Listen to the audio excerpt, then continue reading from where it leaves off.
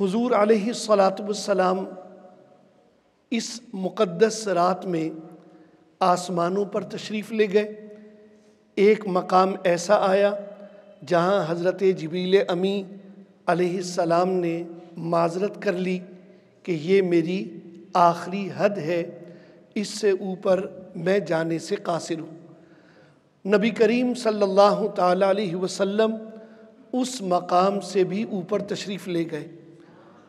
اعلیٰ حضرت مجدد دین و ملت امام احمد رضا خان محدث بریلوی رحمۃ اللہ تعالیٰ علیہ فرماتے ہیں، وہی لامکاں کے مکی ہوئے، سر عرش تخت نشیں ہوئے، وہ نبی ہیں جس کے ہیں یہ مکان، وہ خدا ہے جس کا مکان نہیں۔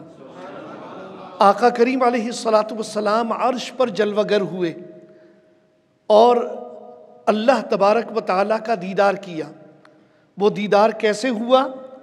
ثم دنا فتدلی، پس وہ جلوہ قریب ہوا اور قریب ہوا، فکان قاب قوسین او ادنی، پس دو کمانوں کے برابر بلکہ اس سے بھی کم فاصلہ رہ گیا۔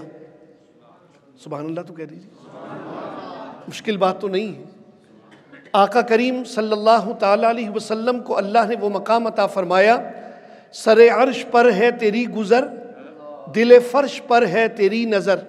آقا کریم صلی اللہ تعالیٰ علیہ وسلم عرش پر جلوہ گر ہوئے ہیں اور اللہ تعالیٰ نے یہ وصف، یہ کمال، یہ خوبی ہمارے آقا علیہ الصلاۃ والسلام کو عطا فرمائی کہ آپ زمین کی تہوں کا حال بھی جانتے ہیں اور کائنات کی وسعتوں کا ذرہ ذرہ آپ کی نگاہوں کے سامنے ہے۔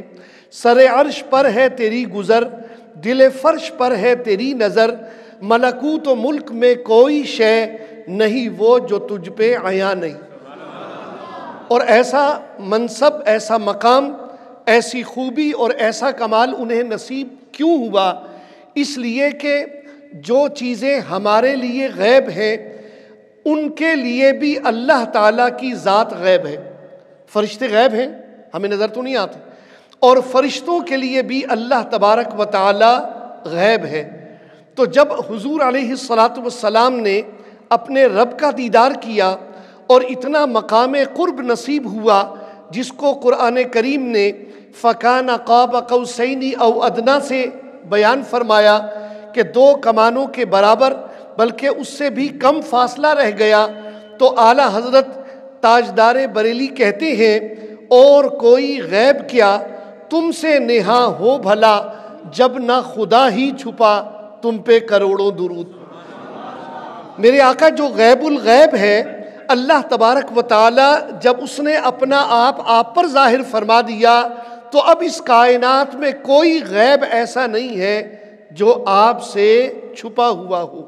تو حاضرین گرامی، رسول اللہ صلی اللہ تعالیٰ علیہ وسلم نے اپنے رب کا دیدار کیا اور صحیح سند سے اس حدیث پاک کو کئی محدثین نے روایت کیا۔ حضرت عبداللہ ابن عباس رضی اللہ تعالیٰ عنہما کے ارشاد گرامی کہ لوگوں اس بات پر کیوں تعجب کرتے ہو کہ خلت کا مقام ابراہیم علیہ الصلاۃ والسلام کے لیے ہو، کلام کا مقام حضرت موسیٰ علیہ الصلاۃ والسلام کے لیے ہو اور دیدار الہی پیارے مصطفیٰ کے لیے ہو۔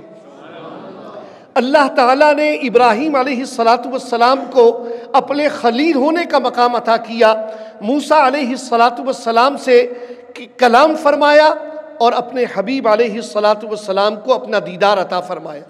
تو حضور علیہ الصلاۃ والسلام نے رب کا دیدار کیا، اور جو روایات آئیں مسلم شریف کی احادیث میں خاص طور پر آپ توجہ فرمائیں تو وہاں جب موسیٰ علیہ الصلاۃ والسلام سے واپسی پر آپ کی ملاقات ہوئی چھٹے آسمان پر، تو انہوں نے پوچھا کہ آپ رب کی بارگاہ سے آئے، کیا تحفہ لائے؟ آپ نے فرمایا اللہ تعالیٰ نے میری امت پر 50 نمازیں فرض کی۔ اب موسیٰ علیہ السلام نے جواب میں یہ نہیں کہا کہ آپ ایسا کیجئے کہ دوبارہ جائیے جبریل امی کے پاس۔ یہ ان لوگوں کے لیے میں جملہ معترضہ عرض کر رہا ہوں کہ جن کا خیال یہ ہے کہ یہاں جو دنا فتدلی کی ضمیریں ہیں اس سے مراد جبریل امی ہیں، اللہ تبارک و تعالیٰ کی ذات نہیں۔ کہ آپ جائیے، موسیٰ علیہ السلام عرض کرتے کہ آپ جائیے جبریل امی کے پاس اور جا کر وہاں سے آپ کہیے کہ بھئی نمازیں زیادہ ہیں، نمازیں کم کر دی جائیں۔ وہ کہتے ہیں ارجع الی ربک، اے اللہ کے حبیب آپ اپنے رب کے پاس تشریف لے جائیے، اپنے رب کے پاس چلے جائیے۔ حضرت موسیٰ علیہ السلام نے جب یہ کہا تو حضور نے جواب میں یہ بھی نہیں فرمایا کہ موسیٰ بات یہ ہے کہ سبحان الذی اسریٰ بعبدہ، پاک ہے وہ جس نے سیر کرائی اپنے خاص بندے کو، جو لے گیا اپنے بندے کو۔ تو مجھے تو اللہ تبارک و تعالیٰ نے بلوایا تھا جبریل امی کو بھیج کر، تو میں آ گیا، اب میں خود سے واپس کیسے جاؤں، میں خود سے واپس اللہ کی بارگاہ میں کیسے جاؤں؟ رسول اللہ صلی اللہ علیہ وسلم نے ایسی کوئی بات ارشاد نہ فرمائی۔ آپ دوبارہ رب کی بارگاہ میں چلے گئے، تخفیف کا سوال کیا، اللہ تبارک و تعالیٰ نے 5 نمازیں کم کر دی اور 45 نمازوں کا تحفہ لے کر حضور واپس ہوئے۔ پھر حضرت موسیٰ نے عرض کی کہ یہ بھی زیادہ ہیں، ارجع الی ربک فاسألہ التخفیف، آپ اپنے رب کی طرف پھر لوٹ جائیے اور اپنے رب سے کمی کا سوال کیجئے۔ پھر آقا کریم علیہ السلام واپس تشریف لے گئے۔ حاضرین گرامی، کہاں جا رہے تھے حضور بار بار؟ اس مقام پر جس کو قرآن کریم نے دنا فتدلی قرار دیا، اور اس کو اعلیٰ حضرت فاضل بریلوی رحمۃ اللہ علیہ نے فرمایا قصر دنا ہے وہ، جہاں اللہ تعالیٰ کا دیدار ہوا، وہ لامکاں ہے۔ تو اس کے لیے ایک خیالی نام تجویز کیا قرآن کریم کے اس لفظ سے اخذ کر کے کہ وہ قصر دنا ہے۔ تو ایک بار اللہ تبارک و تعالیٰ جل شانہ نے بلوایا تھا، اور 9 مرتبہ میرے آقا علیہ السلام بغیر اللہ کے بلائے بار بار وہاں تشریف لے گئے۔ قصر دنا تک کس کی رسائی؟ اعلیٰ حضرت فرماتے ہیں قصر دنا تک کس کی رسائی؟ جاتے یہ ہیں آتے یہ ہیں۔ یہ حضور کی شان ہے کہ آپ جا رہے ہیں قصر دنا اور واپس تشریف لا رہے ہیں۔ حاضرین گرامی، 9ویں مرتبہ گئے، 5 نمازیں کم ہوئیں، اب آئے تو بتانے لگے حضرت موسیٰ کو 5 نمازوں کا تحفہ ملا، 5 نمازیں اب رہ گئیں۔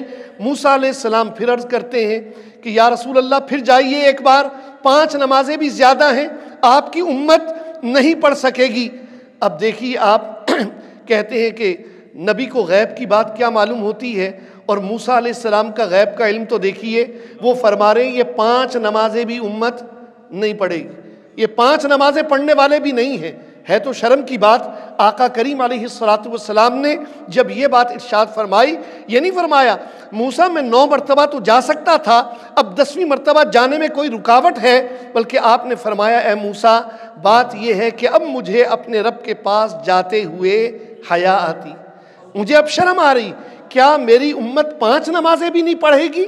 تو حاضرین گرامی، آج امتی ہونے کے ناطے مجھے اور آپ کو احساس کرنا چاہیے کہ آیا ہم نمازوں کی پابندی کر رہے ہیں یا نہیں۔ الصلاۃ معراج المؤمن، نماز مومن کی معراج ہے، اور یہ معراج کی رات کا خاص تحفہ ہے۔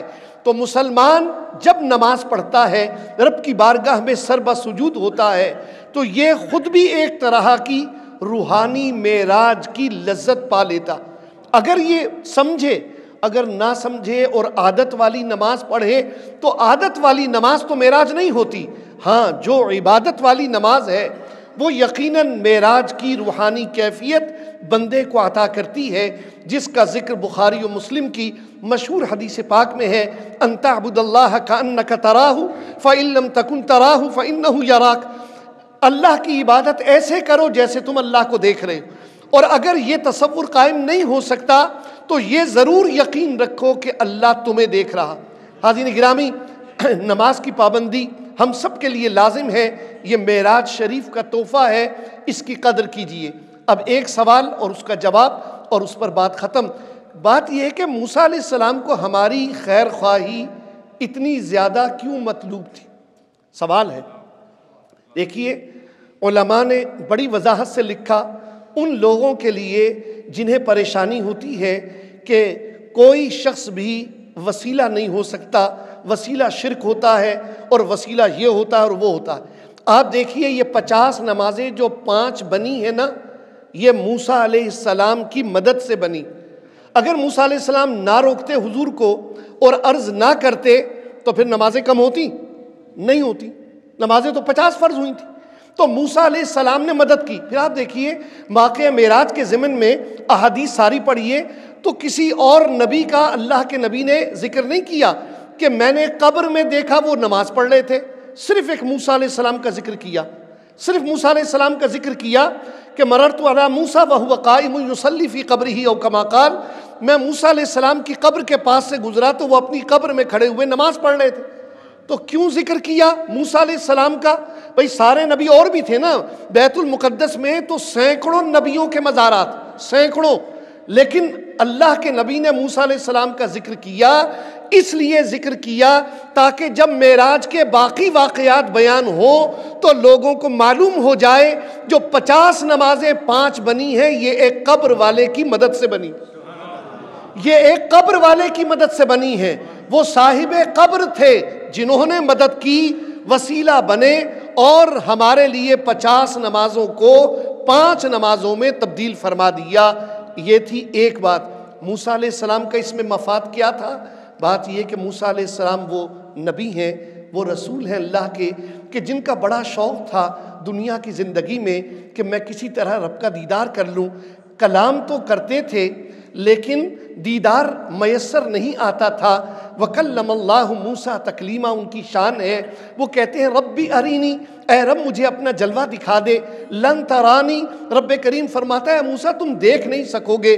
اب جن کی اتنی خواہش تھی، اب معراج کی رات انہیں وہ موقع میسر آیا کہ رسول اللہ صلی اللہ تعالیٰ علیہ وسلم رب کریم کی بارگاہ میں گئے ہیں اور بغیر حجاب کے اپنے رب کا دیدار کیا ہے، اپنی آنکھوں سے کیا ہے، اس شان کے ساتھ کیا ہے کہ ما زاغ البصر وما طغى، نہ تو آنکھ اپنے مقام سے ہٹی ہے، نہ پلک جھپکی ہے، نہ کسی اور طرف حضور نے دیکھا ہے، جی بھر کے رب کا دیدار کیا ہے۔ پھر حضور تشریف لائے ہیں تو حضرت موسیٰ کلیم اللہ حضور علیہ السلام سے بات کر رہے ہیں، حضور کے چہرے اقدس کے انوار و تجلیات کا مشاہدہ کر رہے ہیں، حضور علیہ السلام کی مقدس آنکھوں کو دیکھ رہے ہیں، اور وہ یہ یقین رکھتے ہیں کہ رب کا دیدار تو نہ ہوا تھا مگر آج ان آنکھوں کا دیدار کروں جو بغیر حجاب کے رب کو دیکھ کر آ رہی۔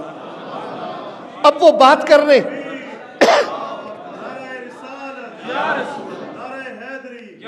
وہ بات سے بات نکال رہے ہیں، وہ بات سے بات کر رہے ہیں۔ چلے گئے حضور، پھر رب کا دیدار کیا، پھر آ گئے، اور حضرت موسیٰ پھر عرض کرتے ہیں حضور نمازیں زیادہ ہیں، پھر جائیے، پھر حضور واپس آئے، پھر وہ چاہ رہے ہیں حضور بار بار رب کا دیدار کریں اور حضرت موسیٰ کلیم اللہ حضور کی آنکھوں کا دیدار، حضور کی آنکھوں کا دیدار کریں، حضور کے چہرے کا دیدار کریں۔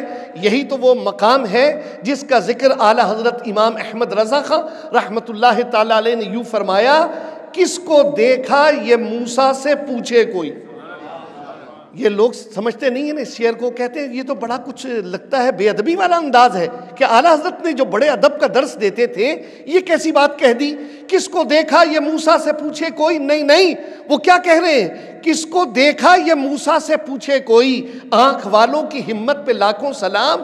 کوئی پوچھے تو صحیح موسیٰ علیہ السلام سے، اے موسیٰ جب تم نے حضور کو دیکھا تھا وہ اللہ کا دیدار کر کے آ رہے تھے تو ان کے چہرے کے انوار و تجلیات کا عالم کیا تھا، ان کی آنکھوں کی نورانیت کا عالم کیا تھا۔ کس کو دیکھا یہ موسیٰ سے پوچھے کوئی، آنکھ والوں کی ہمت پہ لاکھوں سلام۔ وہ پیارے مصطفیٰ صلی اللہ علیہ وسلم ہیں جو بار بار قصر دنا جاتے ہیں، رب کا دیدار کرتے ہیں، پھر واپس آتے ہیں۔ اللہ تبارک و تعالی ہم سب کو معراج النبی صلی اللہ تعالی علیہ وسلم کی برکتیں اور اس کی روحانیت سے اللہ تعالیٰ کثیر حصہ نصیب فرمائے، آمین۔ وما علیہ الا البلاغ۔